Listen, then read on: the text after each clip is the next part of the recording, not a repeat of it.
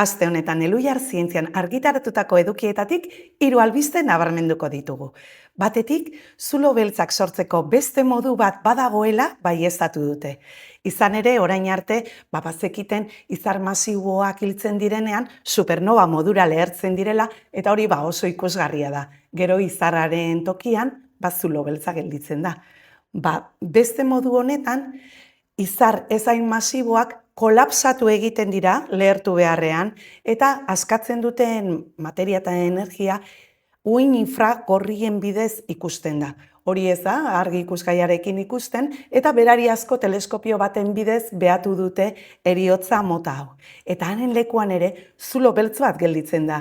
Beraz, orain arte egindako kalkuluek esandako zulo beltzak baino askoz gehiago daudela, iradoki dute behaketa honetatik abiatuta.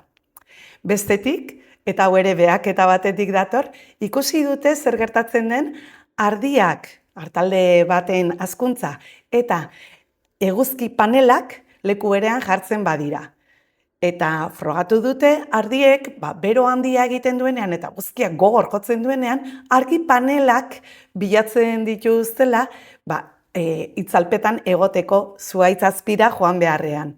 Horrek ekartzen du aldaketak lurraren erabileran, batzuk onuragarriak, lur hori ongarritu egiten delako korozkiekin, eta bestaldetik kaltegarriak ere bai, trinkotu egiten delako lurra. Orduan, oraindik ikertu egin behar dute, zenbateraino den onuragarria bi ekonomia modu hauek bateratzeak. Eta hirugarrengo albisteak menopausiarekin dauka zerikusia. Menopausiaren sintomak oso kaltegarriak direnean, ordezko hormona tratamendua hartzen dute emakumezko batzuek. Eta nahi zuten jakin ea horrek eraginik baote zeukan heriotza aurreratzean, hor badaudelako susmo batzuk.